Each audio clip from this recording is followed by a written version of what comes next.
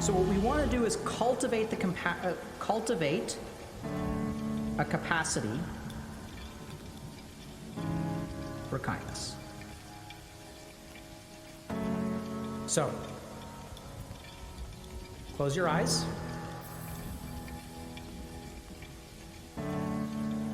Take a few moments to breathe in and breathe out.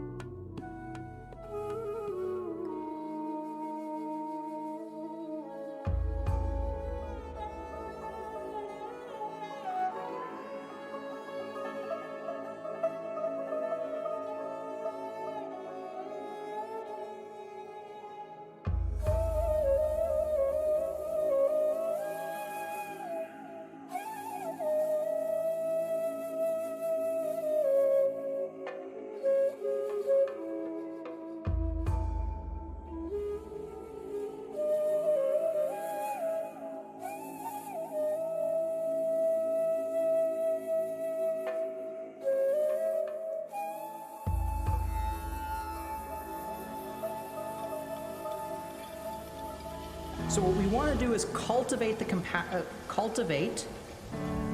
capacity for kindness.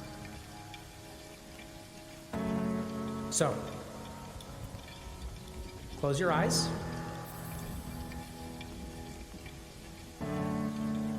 Take a few moments to breathe in and breathe out.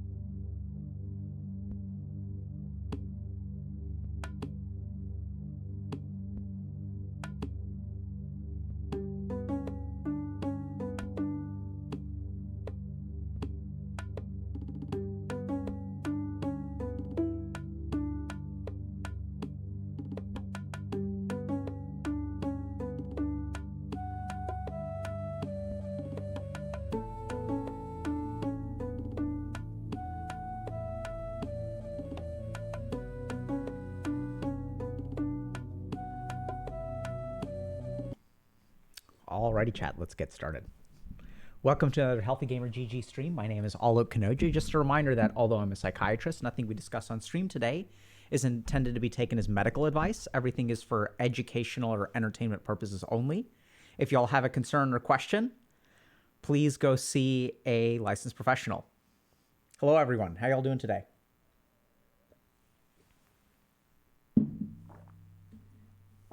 Y'all doing good, huh?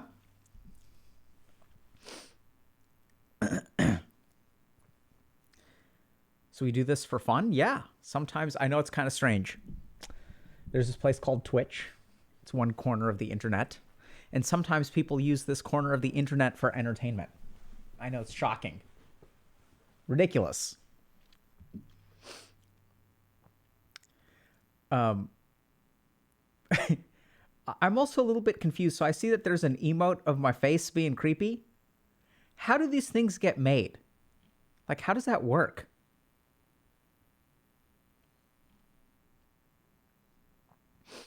Can you be entertained on Twitch? You absolutely can. Thanks, Tough Dev, for the gifted subs. We appreciate it. Right? And why is it the creepy one? It's a good one, to be fair. To be fair, it's a good one. Did we make it? I don't know. I don't know how these things work, chat. I really don't. It's kind of... All right, so let's couple things. So I have something kind of cool to tell y'all. So Right in the Fields is going on. We're still on week 5. If y'all haven't checked this out yet, strongly recommend that you do. We've actually got emotion regulation, which is live. So this is what's really awesome is we have people from our community and our devs and stuff are kind of rolling out features for this event. So emotion regulation is like a chance to actually like regulate your emotions using certain breathing or meditative techniques. So that feature is now live. So if y'all have participated so far and you've been logging your emotions and stuff like that, now if you're feeling an emotion, you can use the Right in the Feels event to actually help you sort of take care of that stuff and sort of regulate those emotions. So yeah, y'all should definitely check that out. Even though it's originally designed as a 6-week event, we may go ahead and extend it. And if it isn't, you know, it's never too late to start. So especially if we're thinking about extending and like people are joining up now, like we may actually, because there's a lot more that we can offer. So definitely consider it. What about emotion regulation using music? So music is a very good way to evoke emotions. So this is kind of interesting because if we get into it, there's a slight difference between evoking emotions and regulating emotions. So what we can really do for music is if you listen to music, it puts you into a certain mood. So it moves your emotions in a particular direction. Generally speaking, when we talk about emotion regulation strategies, we're not evoking a new emotion. We're usually toning down an existing emotion or moving back to neutral. So they're both useful tools. I think that the big difference, though, is that as you use emotion regulation strategies, you level up those skills and they can be applied more effectively and more effortlessly over time. So for example, if you use meditation or breathing to regulate your emotions, you can do that in the middle of an interaction.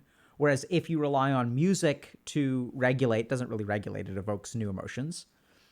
That's challenging in particular situations. So I'm not saying that one is better than the other. I think they're both really good strategies that can arguably be intertwined to sort of really help you manage your emotions. Thanks a lot for the gifted subs, Pulse Review. We really appreciate it. And I see some, yeah. And thanks for the gifted sub Wolvar got Kex. Appreciate it. And for those of you that do, I know sometimes we'll get raids and stuff. Like I know that we got, I think, a raid from T Governor on Friday or something. Sometimes I don't notice those in the moment, but we definitely appreciate it for those of y'all that are supporting the stream, rating, donating, etc. We really do appreciate it.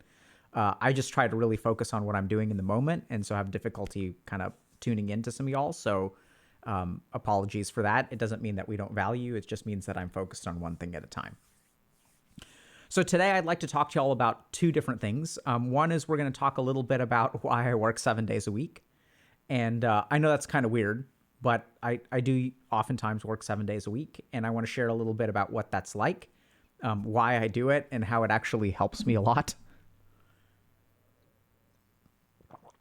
And then the other thing that we're going to talk a little bit about, paradoxically, is how to deal with getting laid off. So I know that there are a lot of fluctuations in our economy right now, especially in the US and all over the world. A lot of people are going through the layoffs. Restructuring and stuff. A lot of people are getting laid off. And I'd love to share with y'all a little bit of insight into the intersection between getting laid off, self-esteem, and kind of hopefully a little bit about how to bounce back. And it's interesting because there's some really fascinating research, which is very different from what people understand about the intersection of self-esteem and layoffs. Okay. And Leaf Eatery is saying, my startup is shutting down end of this month. That's sad. A lot of people are. And Zenova XD is saying, Sigma grind set. Yeah, not exactly. So even though I work 7 days a week, it's not really a Sigma grind set, which is actually what I want to share with y'all. So hopefully we can kind of hop into that in a second. Whoop. Okay. All right. 1 hour a day. Yeah. You'd be surprised at how right you are. Make sense? Anyone know the link to his 100 favorite scientific papers? I think they'll probably change over time, to be honest. But I can see if I can put together something for y'all.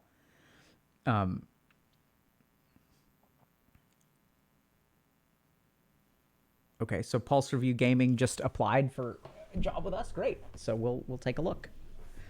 Okay. So I want to talk to y'all about sorry. So I want to talk to y'all today about something a little bit different, which is why I work 7 days a week. Now, this may sound kind of interesting, right? Because nowadays, everyone is so concerned about burnout. Everyone's like, oh my God, I'm burning out so much. I also know that there's a big kind of anti-work movement going on where people are sort of emphasizing, I should be working less. Why do I have to work so much? And I think a lot of that is really valid because, you know, we do have a lot of companies and managers and people like that who are really looking to extract the most labor out of people. But what I'd love to share with you all today is a little bit about how I work 7 days a week, why I work 7 days a week. And the most shocking part of it all is why I really enjoy working 7 days a week and how paradoxically working 7 days a week actually decreases my burnout and leaves me feeling more energetic than before. So I know that sounds kind of shocking, especially if you're kind of listening to this and you're feeling burnt out all the time and you're sort of struggling a little bit with like knowing, hey, I should be working more, right? You know that there's this like Sigma grind set and that people are like, yeah, like every day you work, you got to be productive, you got to do side hustles, all this kind of crap. And oddly enough, I do work 7 days a week, but I don't consider myself Sigma grind setting. And if the Sigma grind set isn't for you and actually you're kind of like lazy and sort of like about optimizing your workflow and trying to get the most value out of the least amount of work, which is actually what I do, hopefully this will be a little bit helpful to you. So let's start off with the way that we usually start things here at HE, which is to understand what work means and understand a little bit about why work is taxing and how work can actually be invigorating. So there's a famous kind of quote that people will say, which is that if you do what you love, you will never work a single day in your life. And so there's this big debate about passion versus work. You know, if something is your passion, people will also say, if you turn it into your job, it's the quickest way to extinguish your passion. And so there's this tension between, should I do what I love and make it my work so that I can work a ton? Or should I keep my passion separate and work is something like that should be completely separate from my passion? Work is a price that I pay, a sacrifice that I make to be able to support my passions. And then that in and of itself leads to more frustration as well, because then if it kind of feels like, okay, I'm working, 5 days a week for this tiny sliver of time that is when I get to do what I enjoy and is living out my passions, and that feels like a bad trade to me. So what I'd like to do is actually step away from all of that crap and start with the fundamentals. Let's start by understanding what is work. How does work drain us? How does work potentially even invigorate us? Or what invigorates us at work? And as we understand some of those fundamentals, I'll share with y'all some of my experience about how I set up my work week so that I end up being quite productive and actually working 7 days a week and feeling more energetic after all of it. So let's start with defining terms. So when I say work, what I mean is something that produces value. So I don't consider work, I mean, there are a lot of things that people, I think are work and require effort and gain yield, but we're talking about things like raising kids, doing stuff at home, potentially personal development stuff. But for the sake of this talk, I'm not focused on any of that stuff. What I'm actually talking about is something that produces value in the external world. So this is what we sort of consider more traditional work, right? So it could be like doing tasks related to work. It could be creative work. We'll kind of talk a little bit about that. But it's actually stuff that produces value. The next thing that I want to kind of point out is that not all work is the same.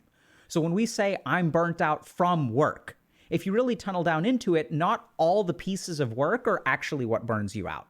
And this is where I think we can start to understand this tension between doing what you love as a passion and sort of like how your passion gets ruined by turning it into your job. Because let's say I love playing the piano. I may love the actual playing the piano and teaching students how to play the piano, but all this stuff about building a website, finding clients, securing contracts, chasing down people who cancel at the last second, all of that stuff burns me out. So if we really look at it, a key thing to understand is that work is quite heterogeneous in nature. And there may be some tasks that you really enjoy doing, but there are other tasks that you really don't like. And all of it kind of becomes work. And a big part of what I'm going to share with y'all today is how to understand those different segments of work so that you can optimize and actually like become the most productive over a long period of time. So not all work is the same. The next thing that we need to understand about work is that there are some tasks that are easier to do at particular times. And by at particular times, I don't necessarily mean like at 8 a.m. during the day or 12 p.m. or whatever. I'll give you all like just a simple example. So I can usually teach a room of students at any time during the day. So for example, like if I see patients from, let's say, 8 to 6, and then I have to teach a lecture from 6 to 8 p.m., I will have enough energy to do that. If I just walk into the room and there's a group of students there, even if I'm feeling kind of tired and I can kind of acknowledge that tiredness, something about the enjoyment of working with a group of students at 6 p.m., like I can still kind of do it, right? I don't know if that sort of makes sense, but there are some elements of your work that are easier to do when you're tired. On the flip side, there are some elements of work that actually make you tired no matter how energetic you are. So on the flip side of teaching is one of the most draining activities that I have, which is like administrative work or dealing with insurance companies. And when 6 p.m. rolls around, I have no energy left, and I can teach. But if you ask me, oh, like Dr. K, do you want to do your billing paperwork and like write letters to insurance companies at 6 p.m. on a Friday? I'll be like, there's no way in hell I'm doing that. And furthermore, even if I do that work at like 10 a.m. on a Monday, I will feel so drained afterward. So the next thing we need to understand about work is simply that not all work is the same and that certain kinds of work will drain you more or invigorate you more. So here are a couple of examples of different kinds of work that I tend to do on the weekend and some of the advantages of that. The first is creative work.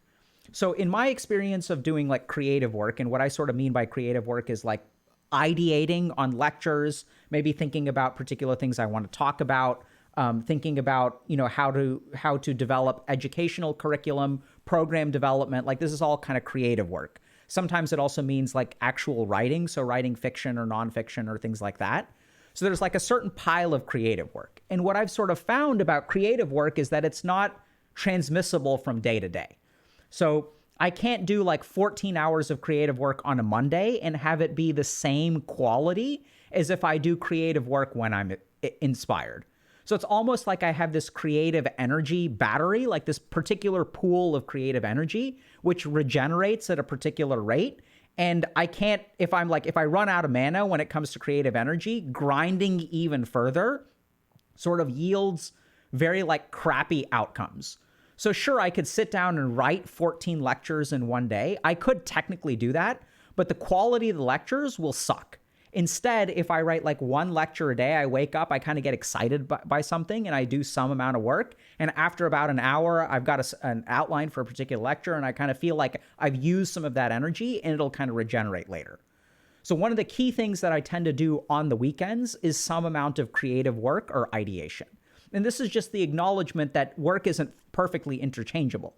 So if you've got this battery of energy, you can sort of use it on a daily basis. And I don't know if this kind of makes sense, but I feel really good about myself when I do 1 hour of creative work on the weekends.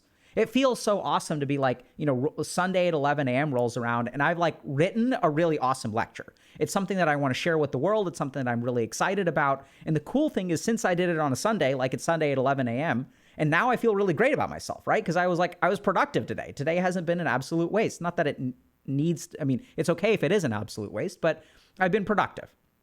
And so one key thing about working every day is I try to really like use that creative energy up, because I can't always, do 15 hours of creative work in a particular day. So I find it to be quite efficient. The other thing that I tend to do on the weekends especially, but also spaced out, is I tend to do a lot of my work-related reading on the weekends. So I tend to read somewhere between, at a minimum, 20 scientific papers a week. I don't tend to read too many. I read a lot of books, but I read way more scientific papers than I read books.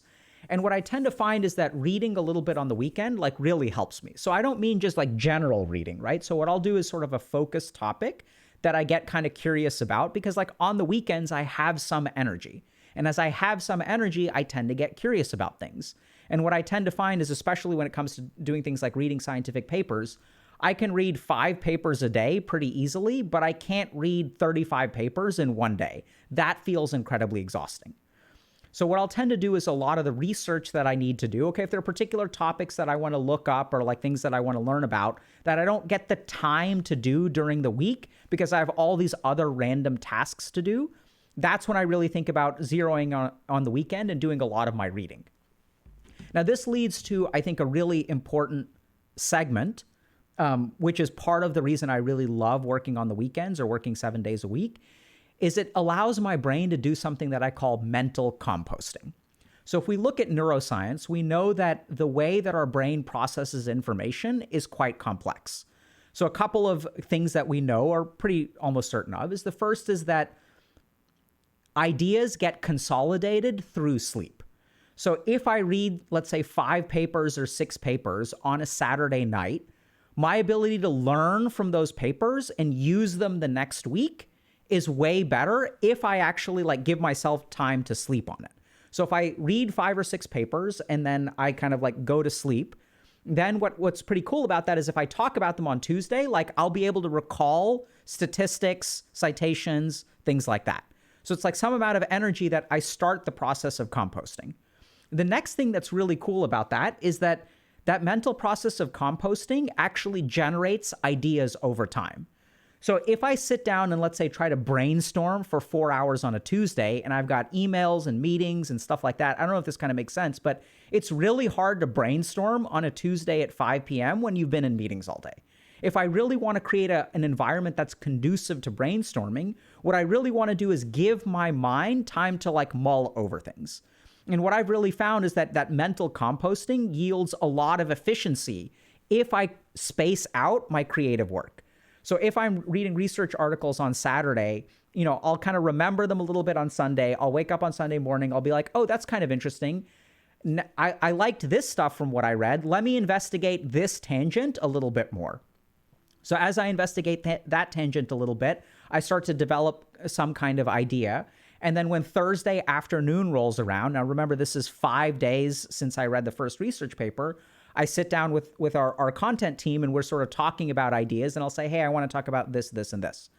And then as we bounce ideas back and forth, I've actually done a lot of the work. And so then what happens is like the lecture is sort of like halfway written. I can sit down and write it in 1 hour because I've done that mental composting. And we sort of know this about the human brain as well, that we do a lot of our subconscious processing and connecting of ideas and pattern generation over time.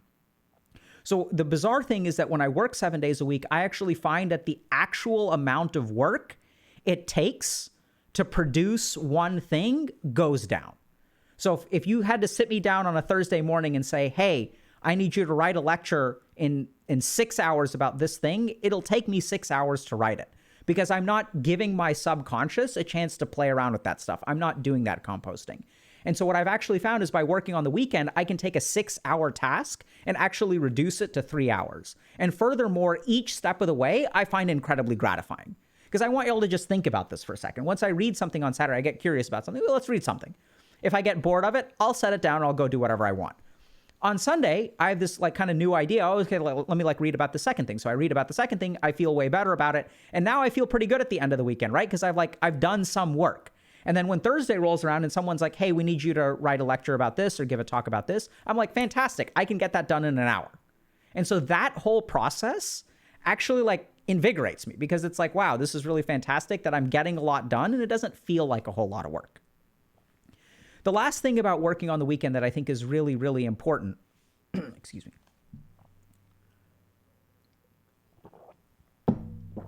So the last thing that I want to talk about, which is a little bit different, is that sometimes I enjoy doing the work that I hate the most on the weekend. Now, this may sound kind of bizarre, but I want you all to bear with me for a second. So there's some work that we all really, really hate doing. And generally speaking, when there's work that we hate doing, it hangs over our head. It sort of weighs us down. It kind of mentally paralyzes us, makes us feel kind of overwhelmed. And I want you all to think about a work week, okay? So when you think about, let's say today's Monday, but think about your work week and think about like how much stuff weighs in your mind. It's like, oh crap, I have to do this, I have to do this, I have to do this. And on Sunday night, right? So Sunday night is like the worst night of the whole week. And why is that? It's because tomorrow is Monday.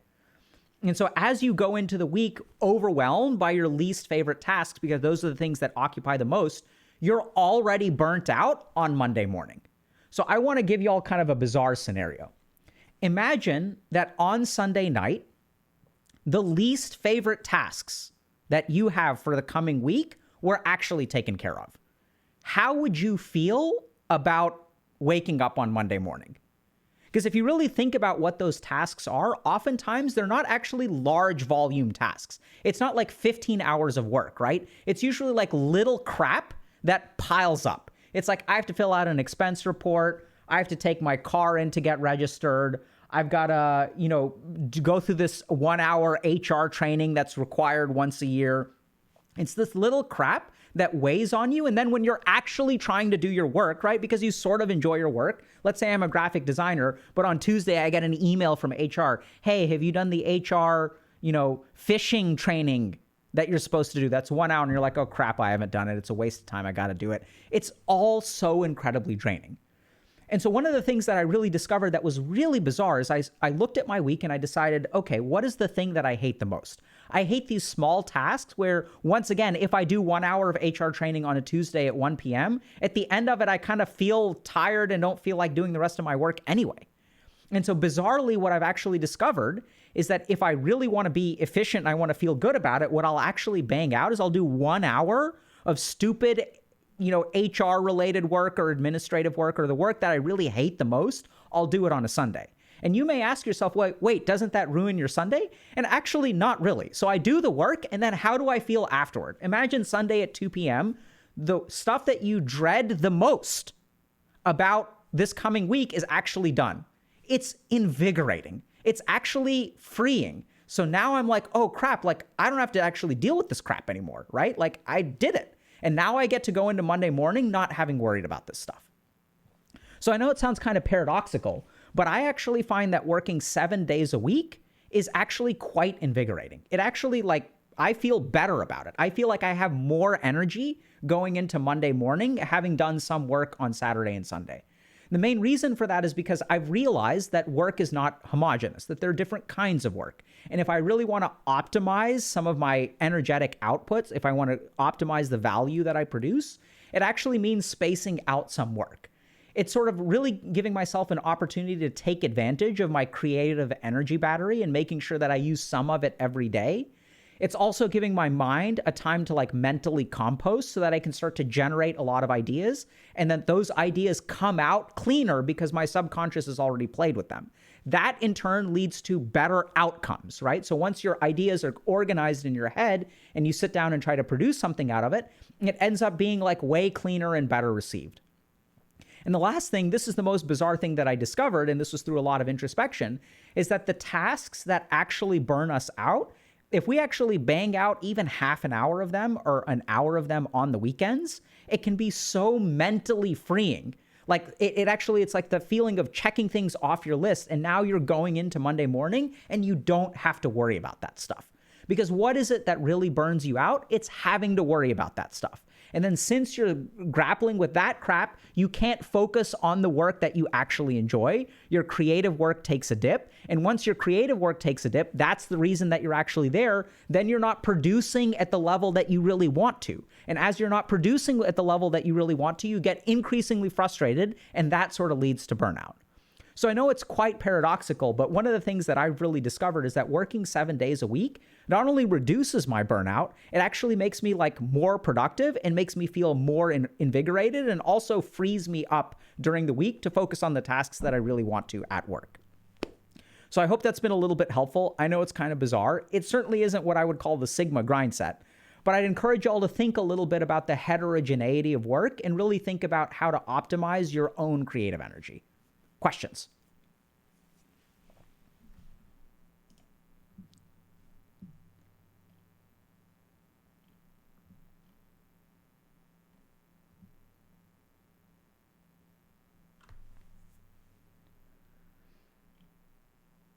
Is that the Sigma grind set?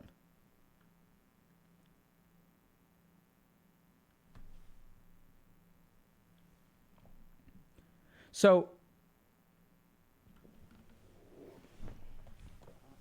yeah, so Street Farm 32 is saying working 7 days a week only works if you like your job. So here's another thing that I'd say.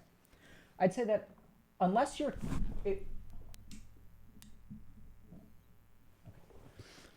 So here's another thing I'd say. Someone is saying working 7 days a week only works if you like your job. I personally think that's a chicken or egg problem. So if you don't like your job, let's just think about this, and you don't work 7 days a week, what kinds of jobs do you think that opens you up to? So this is kind of bizarre, but I started working 7 days a week way before I actually found a job that I really loved. And what I actually discovered is that working 7 days a week is what allowed me to cultivate certain kinds of creative output that allowed me to shape the job that I want. So this like mental composting, for example, when I was finishing up residency. So residency is busy, right? Like we're working 80 hours a week, sometimes 90 hours a week, sometimes 100 if you're in surgery. Very rarely in my case. So we're working 80 hours a week, and my job was like kind of okay. But what I really found is that in residency, they don't care about you developing your creative ideas. But what I would really do, what I would work on the weekend, I would work on Healthy Gamer, right? So I would work on like the ideas that I really care about. I'd really use that creative energy. And so then what that actually allowed me to do is formulate ideas, pitch things to people, right? Because now I'm going in and I'm talking to my boss. So one of my bosses was like, after you finish residency, if you want to open up a video game rehab center, like we can do that, right? So I made like a pitch to him, and I talked to another one of my bosses, and I talked to them about something else that I wanted to work in. So I had like 2 really good job offers after residency, ended up sort of not taking either one and starting this instead. But I think a lot of that comes out of working those 2 days on the weekend. And so I get what people are saying, that like, I hate my job. I don't want to work on my job for 7 days a week. And I'm not saying that you should work for your job for 7 days a week, right? That is every corporate manager's wet dream. What I'm saying is that you should produce value 7 days a week and let it be your own value. And the cool thing about when you start producing your own value is it allows you to craft a life that is actually in the direction that you want. So this is sort of a chicken or egg problem where people say, only, I can't work 7 days a week because I don't like my job. I'm not saying do your job. Remember, at the very beginning, I defined work as something that generates value, not necessarily what your boss wants you to do. As you start generating value, as you start really tapping into your creativity, as you start composting those ideas, you'll start to be able to influence the world around you and move in a particular direction. It's a great point, though. Right? So this is where, like, somewhere along the way, we started equating our jobs to work. And I think when we surrendered our productivity and our creative energy to jobs is when we lost control of our destiny.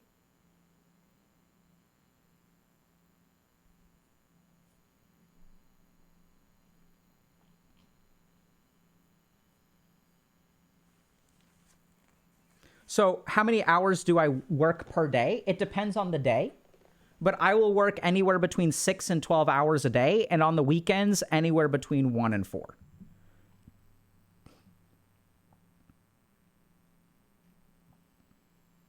Yeah, so when people say they suck us dry, they do, right? And that's why we have to, the work that we care about, the value that we want to produce, we should marshal that energy and conserve it and really try to optimize it. I would say that if your job is sucking you dry, working 7 days a week is more important than ever. Because if your creative energy is being sucked dry by administrative tasks and work that you don't enjoy, how are you ever going to get out of that? Getting out of it involves marshaling that very, very important resource, because you don't have time to mentally compost, right? All you experience is suffering. There's no joy in your mind. There's nothing to be excited about because you're not cultivating that energy in a consistent way.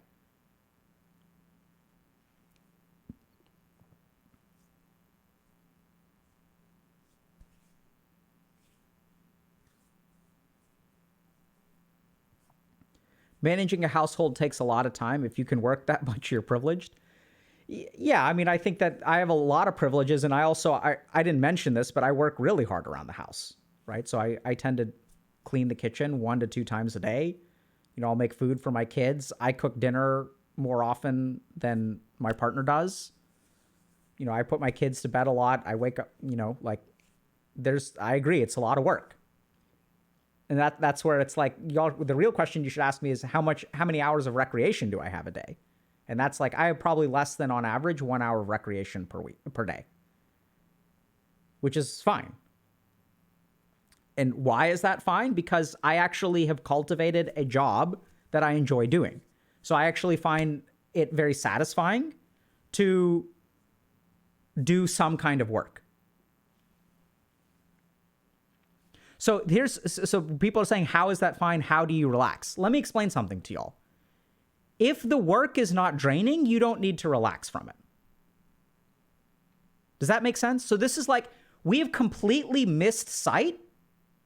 We have boarded a train that has so many assumptions that fuck us.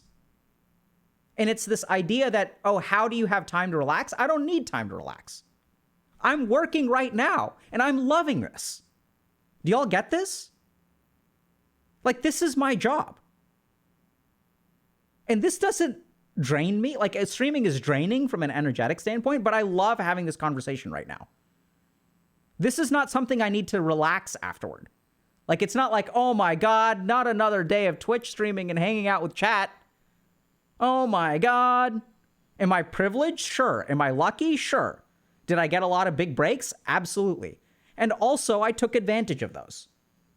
And so the key thing is that, yeah, so people are saying that this can't be everyone's job. I completely agree. Right? So that's where the question isn't, can this be your job now? The question is, if you channel your energy in a particular way, what will your work life be like 5 years from now? So this is what I find so frustrating about watching y'all in the world that y'all live in, is that people are draining every ounce of your energy.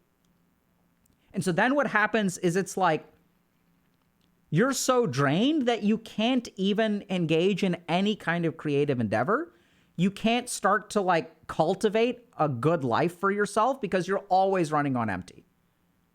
It's kind of like, it's almost like the poverty trap from an energy and stress standpoint. So the poverty trap is that it's very costly to be poor. right? So if I'm poor, I can't buy a new car that is reliable. Instead, what I have to do is buy some third-hand car because all I can afford is some shit car. And then that car requires me so much money because the insurance is expensive. It requires repairs. And so like over time, I end up spending more money on the old car than I do on the new car. If you're rich, you can buy a pair of boots for life, right? This is the huge scam of being poor, is that being poor is actually more expensive than being rich. If you're poor and you eat unhealthy food, because that's all you can afford,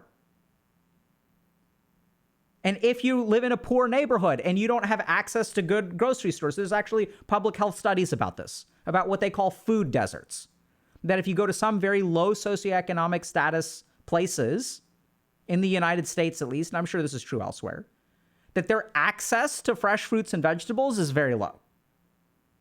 So the price they pay for being poor is being unhealthy. And once you're unhealthy, that impacts your ability to work. You have to pay more money for medicine. And if you're poor enough to not afford preventive health care, then that catches up with you too.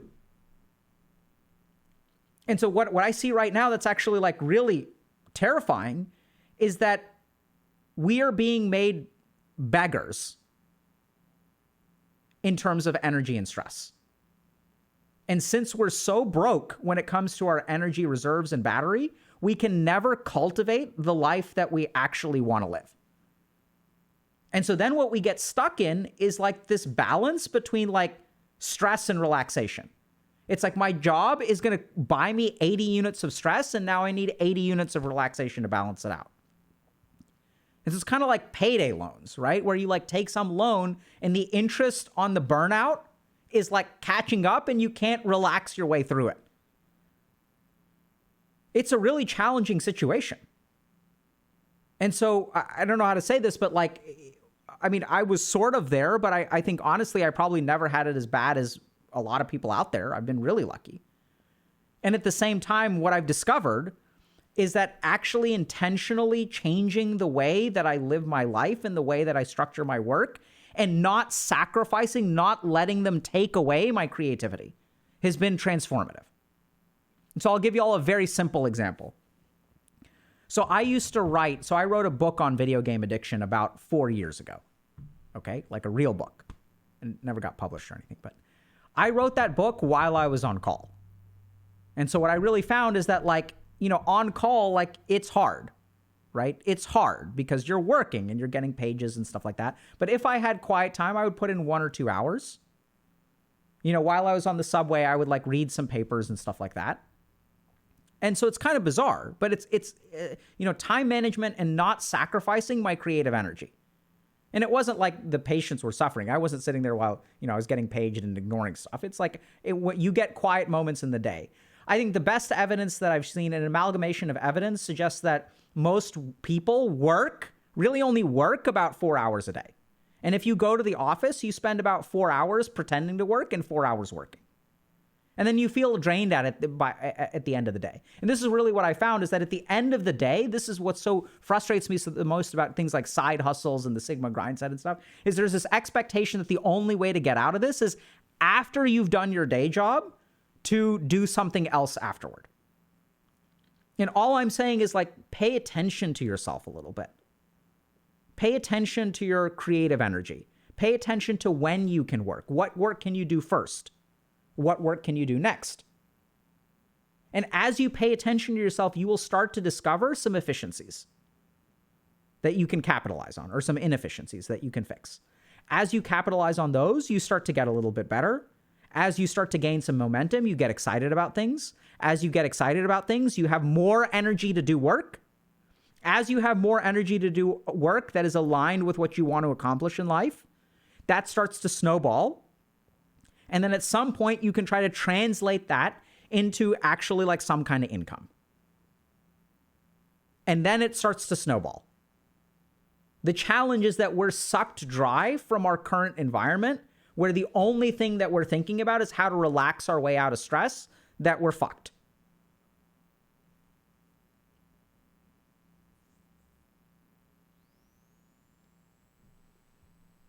You all get that?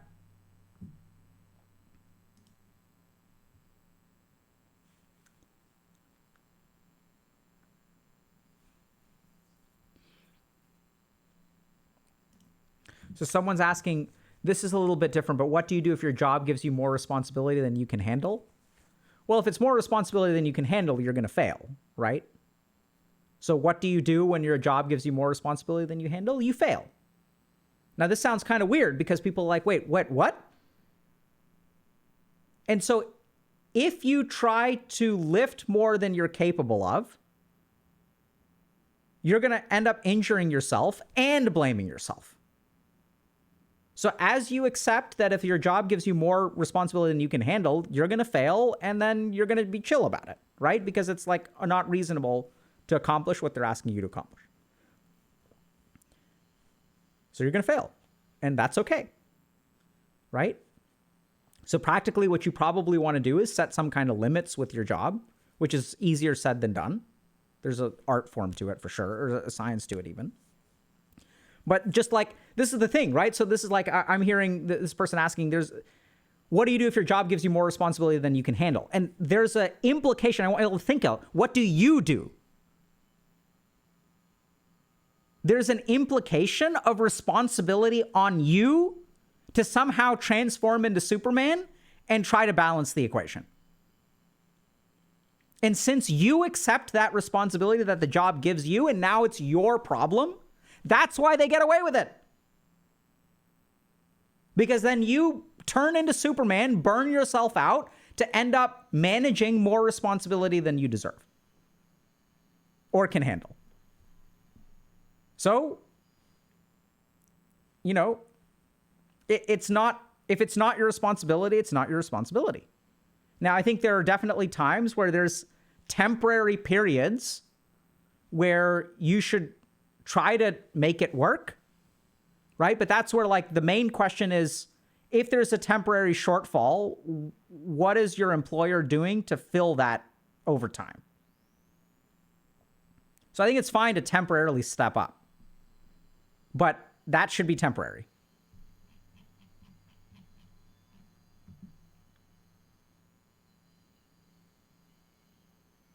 So this is why so many people are quiet quitting. It's not quiet quitting. It's doing your job. So I want you all to think, like, this is what kind of frustrates me a little bit, right? And you got to take this with a grain of salt too. But sometimes, like, you know, I'll work with people who will really work in predatory workspaces. And what their boss is like, yeah, you know, like, if you think about going above and beyond for the sake of promotion, right? So it's like, yeah, I'm going to, like, work 20% more. And then the boss is like, well, if you do a good job, we'll see, right? And that's something that I've said as an employer too.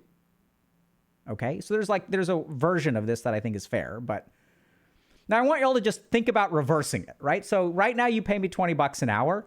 I want you to pay me $30 an hour for a year, and after about a year, we'll see if I actually do $30 an hour worth of work.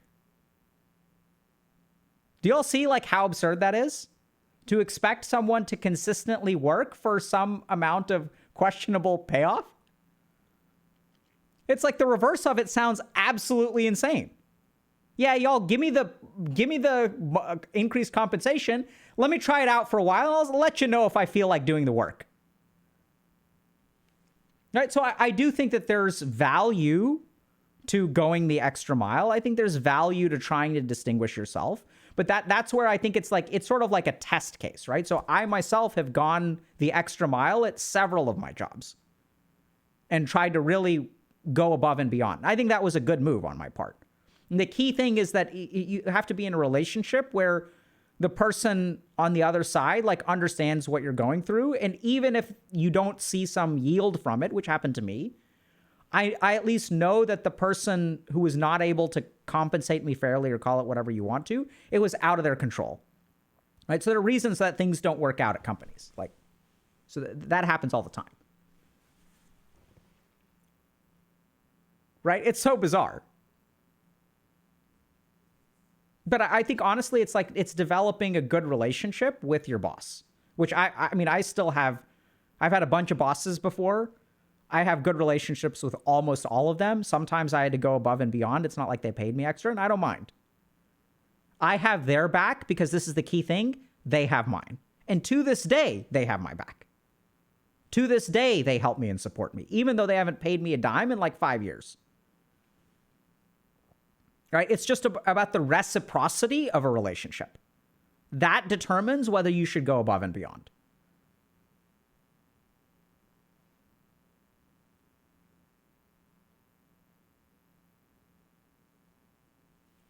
So Cloud10 is asking, what about someone who actually has to work nonstop for 8 to 10 hours a day, like your fellow ER doctor? So the first thing is your choice of medical specialty really allows you to capitalize on this stuff. And as a psychiatrist, I think I probably have some of the most flexibility on the planet. But I have friends who are ER doctors who will work 12 hours a day. And do you know what the rest of their schedule is? They'll work 12 hours a day. Oh my God, how are you supposed to work? Here's the question. How many days a month does an ER doctor work? 7 on, 7 off. They get a ton done. I have ER doctor friends who are entrepreneurs. They do great. It's one of the best specialties.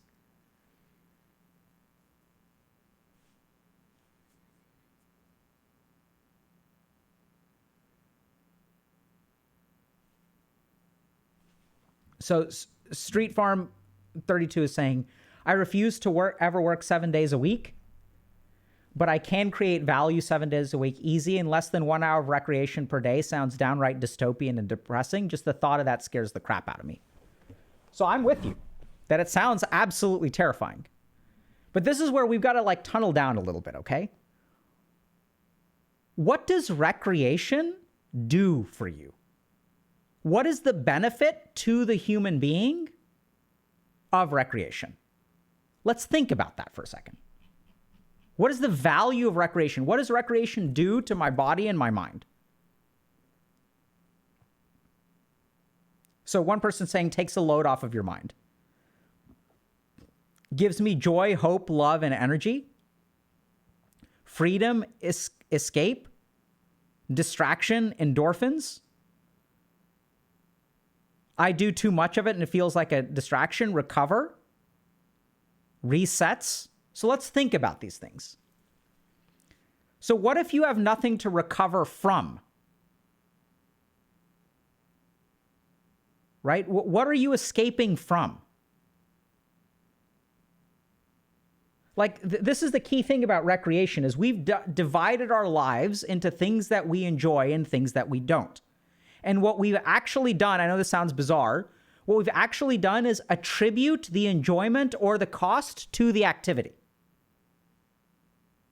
Whereas what we've missed out on is that how the activity affects me is somewhat controlled by me. So just tell you all to think about this, right? So is playing a game of a MOBA, is it fun? Is playing a MOBA fun?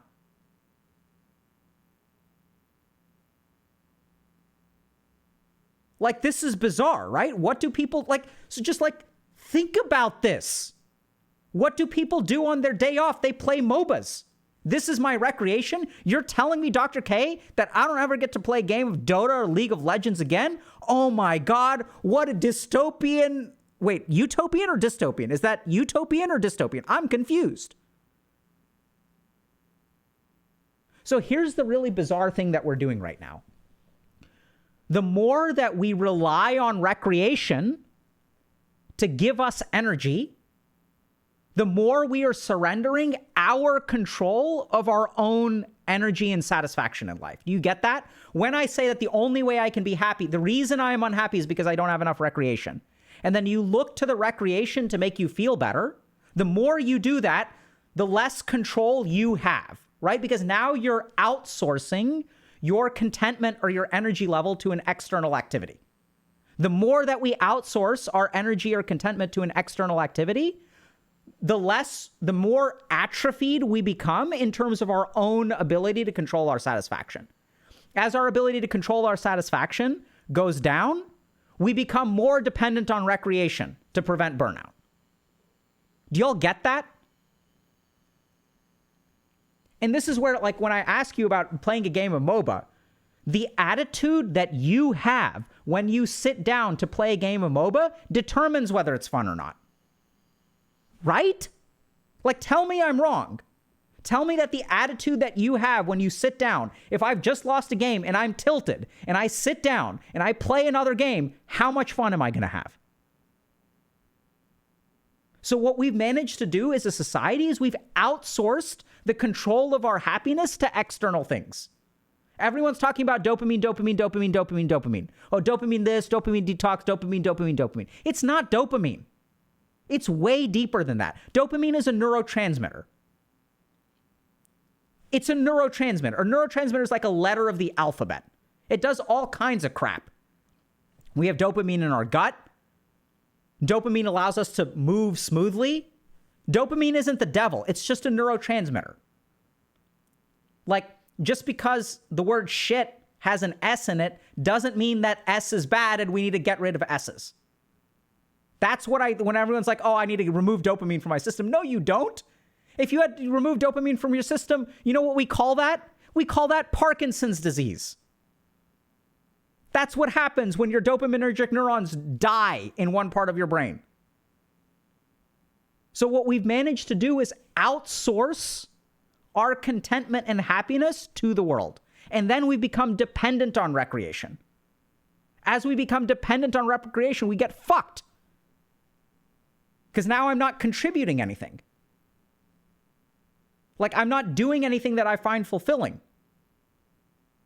And there are people out there who can do as much recreation as they want to. These are people who are rich, celebrities. And then we get really mad at them because we're like, you can have whatever you want to. You don't have a right to suffer. But it's not like all of them are like living, they're not like mentally peaceful. It's kind of bizarre. And sure, you want to be rich? I'd say go, by all means, go for it. Like, there's a lot of advantages to being rich, right? There's this overwhelming scientific evidence that being rich is advantageous. But stop and think for a second about, okay, like, I'm working and I'm burning out and now I need recreation, an hour without recreation. And this is where I really say, like, you don't need recreation if you're content. Is it fun? Sure. Do I enjoy doing it? Absolutely. Do I spend some weekend days like, vegging out and playing a bunch of Dota? Sure. I played one game of Dota this last week. And at the end of the game, I was like, you know what? I didn't even enjoy this. Like, why am I even playing this?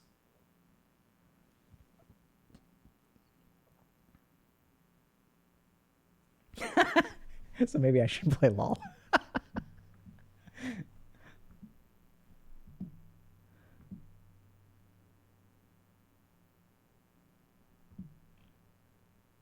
And Winter's Long is saying, thanks, mate. Just be content. So here's the first thing. So I empathize with that, right? There's some frustration there, which is completely fair, which is like, just be content. But here's my first point, okay? If you're listening to this and you're like, okay, I just got to be content. You can, though, right? It's a process that takes a while, but you can. And the first thing is to think about why you need recreation and what recreation does for you. Understand yourself. Why am I so dependent on recreation? And what you'll discover is that if I'm dependent on recreation and all I could do all day was like play video games, like, would that actually be utopia for me? Like, really think about that. For some people, y'all may say yes. But for a lot of what I hope when I walk this journey with other people, what I think I help them realize is like being dependent on recreation because your life sucks elsewhere. The solution to that problem is not to increase your recreation. It's to fix this. But as long as we're dependent and all we're looking to do is increase this, we're not fixing this. Does that make sense? Because all we think about is, how do I get more time off? How do I take more vacations? How do I enjoy? We're like always looking at this instead of looking at this. So look at yourself. What if you can't fix this? You start by not trying to fix this, right? And you start by recognizing that there's a certain amount of control you have over these kinds of situations. And when you really look at yourself, that's when you're going to figure out some bizarre things. Like, I kid you not, this is the most significant discovery that I made in my life, which is doing the shittiest work on a Sunday morning is what improves my week the most. It's crazy, right? Because normally what you would think is like, oh my God, I'm not going to give up my Sunday to doing the most crappy work.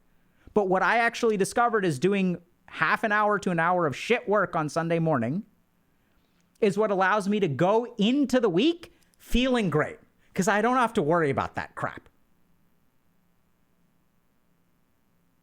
Right? It's bizarre. And it's like, I can lose half an hour on a Sunday. Are you kidding me? Like Sundays? Like you don't do shit on Sundays anyway. Right? Yeah. So Tech Teller's saying you also have no pressure. And so this is the other wild thing. I know this sounds absolutely insane. So when I do half an hour of shit work on Sunday, and if I feel like not finishing, you know what I do? I stop. I just stop. Okay, cool. At least I got half an hour done. And then oftentimes what I'll do is I'll be like, well, I really feel like stopping, but come Monday morning, do I really want to worry about this crap? And I'll tell myself, actually, I don't. I would much rather spend another 10 minutes finishing this last thing and being free of it for the next week. And then I'll do 10 more minutes. And then I'll pause and be like, am I done? And I'm like, oh yeah, do I want to do that thing where I convince myself to do 10 minutes more? And I'm like, nah, fuck it. I really don't want to do that. I really don't feel like doing 10 minutes more. I'm done. And that feels great. Do you guys get that? Now I've done 40 minutes of work and I've managed to say fuck you to the rest of it. And so I feel awesome because I'm not going to let it ruin my Sunday. And I did 40 minutes of work. Like, it's transformative, chat. Absolutely. Y'all get that? It's all about, like, attitude. And yeah, so Hagi Guy, he is saying, you feel in control. That's exactly my point. The reason we feel so stressed out in life is because we're not in control. We let life piles up out there, right? And you're like, yeah, recreation. And at some point, it like spills over and buries us. And then we're like, damn it. And then we start cleaning it up, right? Because we don't want to do it, but now we have to do it because HR is emailing us that we're 7 days overdue for our sexual harassment training. And you're like, ugh. And now it's Thursday at 5 p.m. and all you want to do is go home and watch whatever. But you've got to do this HR training. And then you're like, oh my God. And then the weekend comes around and you're so fried that there's no way you can even think about doing work. And so then the weekend goes by, you're kind of vegging out. You're not really doing anything invigorating because you're so burnt to a crisp from the week. And then like Monday morning comes around and you're like dragging your ass to work. Instead, just think for a second. If I had done the HR training on Sunday and Thursday rolls around and I actually get to watch my show, how am I going into the weekend? If I'm going into the weekend with a slightly more positive mindset, I can actually do something fun, do something invigorating, do something engaging, do something rewarding. Then what does Monday look like? The whole situation changes. And it's not the Sigma grind set that you have to like do it day after day after day after day. What I'm saying is it like actually gets easier.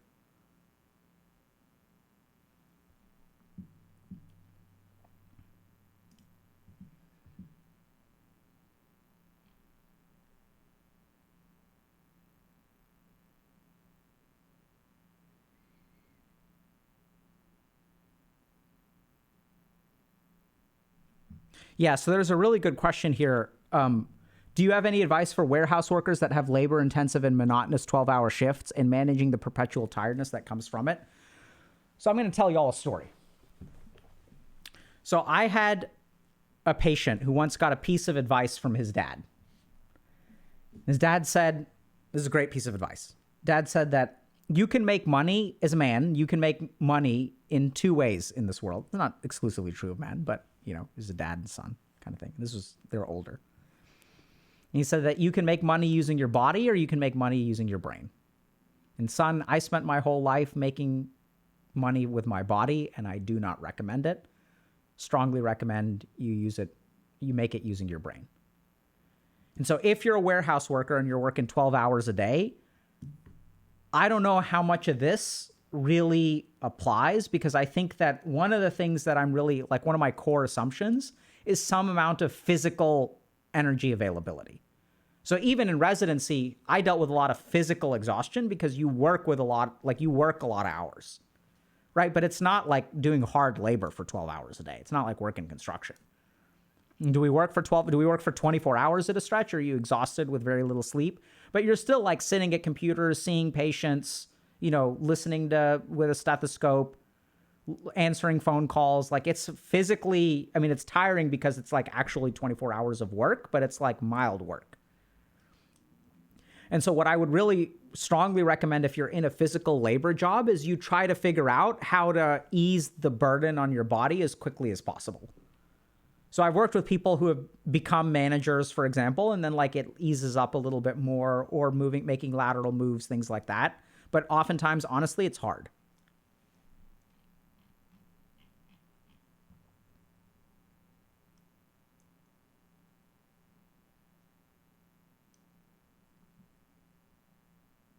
Okay. Bup.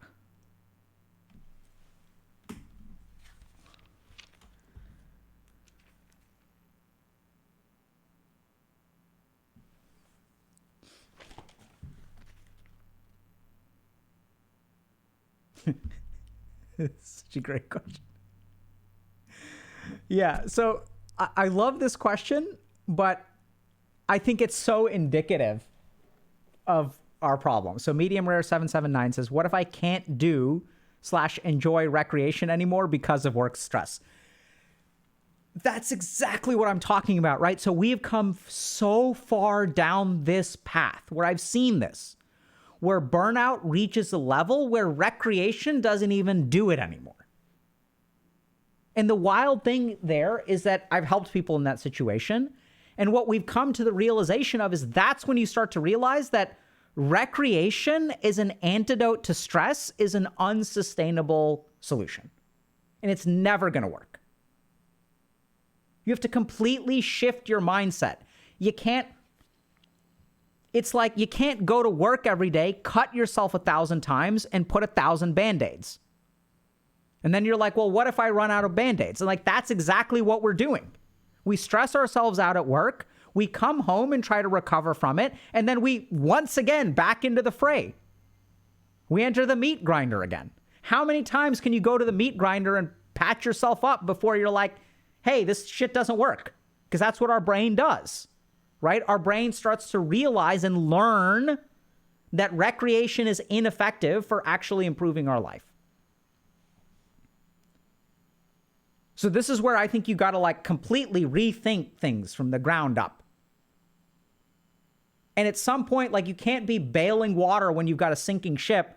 And then at some point you're like, hey, the bucket isn't working anymore. The ship is sinking. And it's like, yeah, that's because you need to plug the holes. It's not about getting rid of the stress. It's about not taking it on in the first place. And this is the problem with the field of stress management, right? If you think about the phrase stress management, it implies that stress is a given. It's not like stress reduction. It's not like stress avoidance. It's stress management. You just got to manage it. It's like like we use the word management for chronic illnesses, like diabetes management. You got to manage your bipolar disorder. It's shit that cannot be fixed.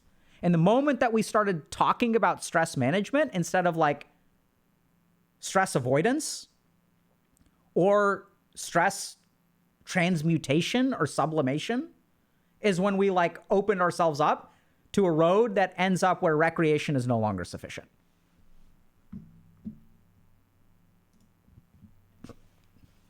Great questions today. Really fantastic questions.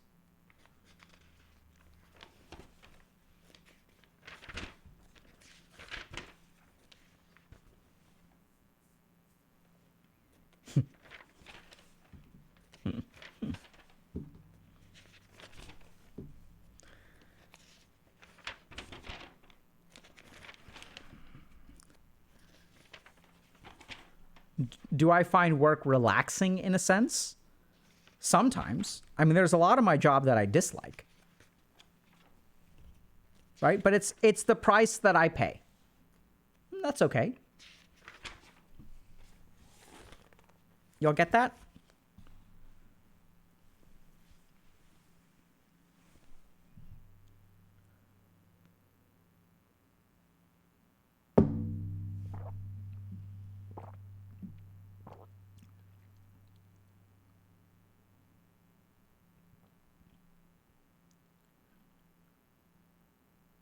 So someone's saying, Hunter Craig saying, I want your brain, Dr. K. You have my brain. Your brain is the same as mine. The big difference is where we turn our attention. So what direction is your brain pointing?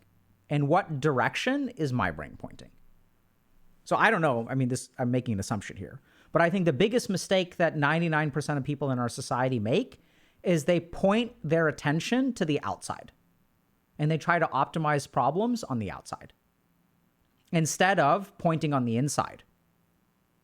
Right? So if I'm unhappy at work, what I think about is I need to change my job. And if I change my job, then I will be happy. And there's value to that, right? Because it works to a certain degree. But what would your life be like if you could be happy with any job? And I'm not saying I can be happy with any job. I'm not enlightened or anything. I've just discovered that there's some percentage of that, like 50% of that I've tried to optimize for myself. I think I'm 50% there. And the rest of it, I work on the outside. So I'm advocating for both. And I think the biggest problem that we see nowadays is that everyone's trying to fix the outside. And we've like completely given up on the inside. Right? And like, yeah.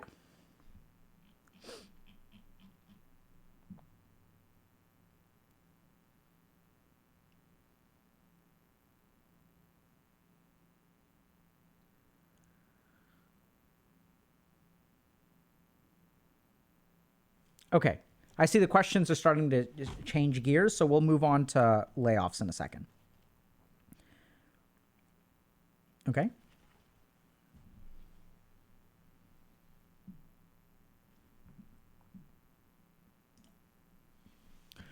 All right, so next up, what I want to talk to you all about is layoffs. So layoffs are something that have become increasingly important. And specifically what I'd love to do today is share a little bit about how to manage being laid off. So the biggest problem that I see with most layoffs is that when people get laid off, they tend to feel like they're at fault, right? So the biggest issue is that when I get laid off, like, how do you feel? You feel like you are a failure, right? Because you got laid off. And then kind of this interesting thing can happen where we're sort of blaming ourselves for being laid off, even though on some level we may know that the reason we're getting laid off really has nothing to do with us.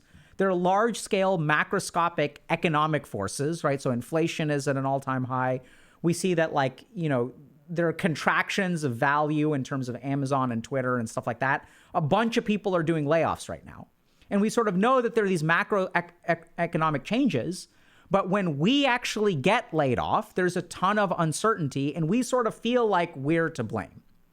And even if you kind of say, if your friends say, oh, it's not your fault, like, you know, the economy is bad.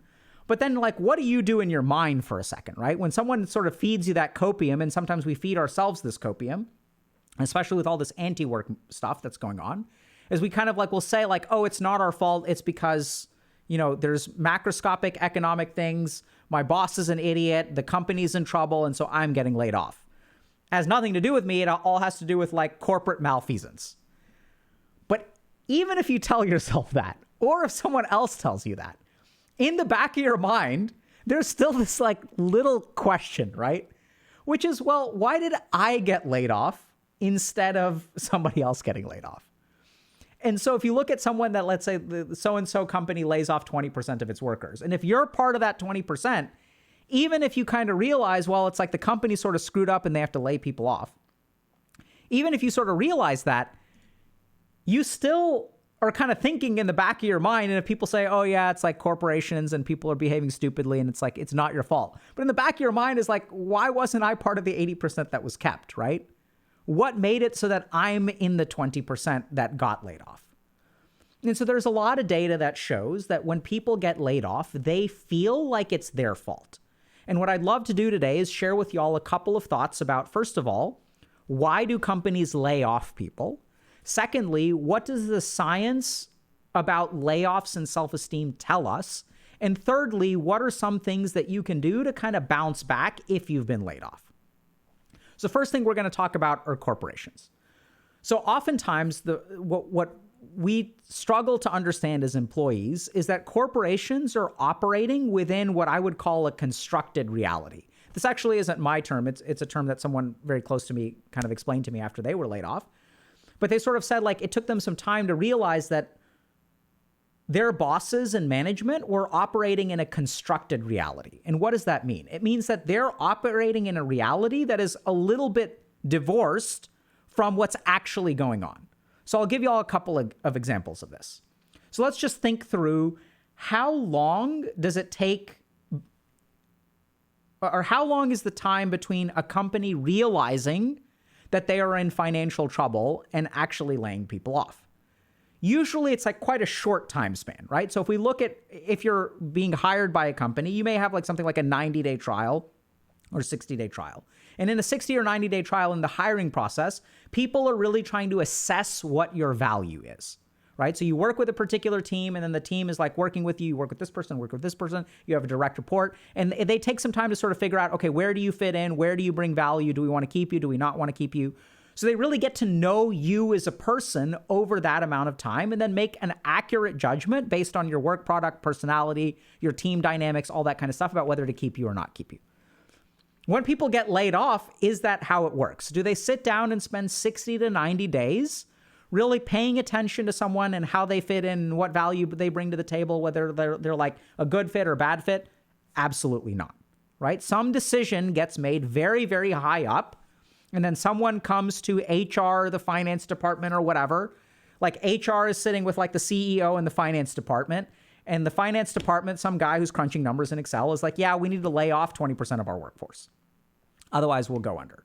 And the CEO is like, okay, fine. So like HR, we need to lay off 20% of our workforce. And so then HR sits down and they're like, okay, so like, here's how we're going to do some kind of analysis. So they don't actually sit down and like think about what value every employee brings to the table. They're running some kind of numbers, right? They're Excel spreadsheets. They're weird like corporate assessments, which are very like standardized. They use some kind of rubric to decide who we're going to keep and who we're going to axe. And then that stuff kind of gets passed down. And this is where politics enters, where if your boss really likes you, maybe they can advocate for you a lot. But even if they advocate for you, it's not like they necessarily can keep you.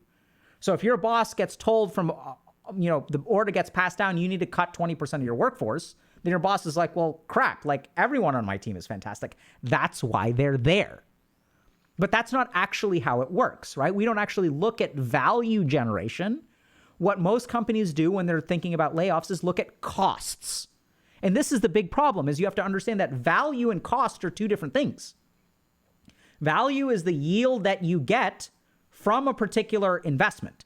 But when it comes to layoffs, they're not necessarily looking at the value, or they may be looking at the value in sort of a massive, scalable worksheet kind of way. But usually what they're looking at is the cost. The cost has to be reduced, so something has to be cut, no matter how valuable you actually are. So the first thing to understand is that when it comes to layoffs, they're not actually assessing your value in a very thorough or fair way. There's usually an order from on high that then gets churned through some kind of like financial apparatus, and then there's like some kind of like processed McNugget that comes out the other side, right? It's not an actual assessment of your value as a person. And they're operating within these kinds of ways. And then a portion of people end up getting laid off. When you get laid off, you feel like this is a very personal decision, that someone has gone through and looked at all of your performance reviews and sort of compared them to everybody else's performance reviews. And they've done 360-degree assessments of talking to your boss and talking to your coworkers, and they went through a deep process to figure out who we should keep and who we shouldn't. It's not how it happens. It's, in fact, the opposite of how it happens, right? Because they don't have the resources for that kind of thing. They need to start cutting salaries like yesterday. So it's a very quick process. It's based on a constructed reality, and they usually choose to axe some arbitrary percentage of people. The second thing that we're going to dive into is a little bit about research. So this is where when someone gets laid off, oftentimes it's a huge blow to your self-esteem, right? Because you're assuming that the reason that you got laid off is because they're actually doing a very in-depth measurement of your quality as an employee, and they're choosing to axe you as opposed to someone else. They're placing a value judgment on this other person. We're saying, we love this child more than we love you. That's the assumption. And so then what happens is there's a negative impact to your self-esteem. You feel hurt. You feel worthless. You're like, oh my God, I'm never going to find a job. I'm not worth a whole lot. And then you really struggle. Science shows that after getting laid off, people will basically do one of two things. They'll engage in healthy coping strategies or strategic coping mechanisms, or what they'll do is engage in escaping coping mechanisms. So one is where you kind of like, you work on your resume, you start networking, you kind of like, I'm going to take this negativity and I'm going to put in a bunch of effort. And even if I feel bad about myself, if I work really hard at my resume or networking, I can overcome my fundamental deficiency through effort. This is what's called a strategic coping mechanism. It's also interesting because it's not necessarily that they're deficient to begin with, but that's neither here nor there. Other people, what they'll do is kind of retreat from the situation. They'll engage in escaping coping mechanisms, where I don't want to look at my resume because I feel worthless. I don't want to network because if I network, I don't bring anything to the table. I have no inherent values. There's no point in networking. These are the kinds of thoughts that we tell ourselves. And how do we engage with those thoughts? By running far, far, far away from them. If I think about networking, then I'm going to have to confront how I bring nothing to the table. So instead, what I'm going to do is I'm going to go play video games. Maybe I'll drink. Maybe I'll get high. Maybe I'll do whatever. I'm going to watch Netflix. I'm going to eat ice cream by the tub, like whatever it is. I'm going to engage in an escaping coping mechanism. But this is what's really interesting. Some people, when they get fired, don't suffer from low self-esteem. If you actually look at this research, a lot of people who get fired, and you may have seen people like this, or maybe you're like this, where there's actually data that shows that some people are like, okay, even though I got fired, I recognize that these are factors outside of my control. I recognize that me getting fired has nothing to do with my inherent value or what I bring to the table at the company or as a human being. And they're able to bounce back more quickly. Now, this is what's so fascinating about this research is out of all the research that I looked at, there was one thing that really stuck out to me, which is that we assume that the self-esteem exists prior to the firing, right? We assume that if I have self-esteem and I get fired, that's what allows me to bounce back. And we assume that if I get fired and I have low self-esteem, then it's hard for me to bounce back. So this is what's really interesting. If you look at people's self-esteem after firing, what we discover is the way in which people were fired actually determines their self-esteem. So it's not like self-esteem is constant. It's how your company treats you on the way out that actually determines your self-esteem. So this is what's really interesting.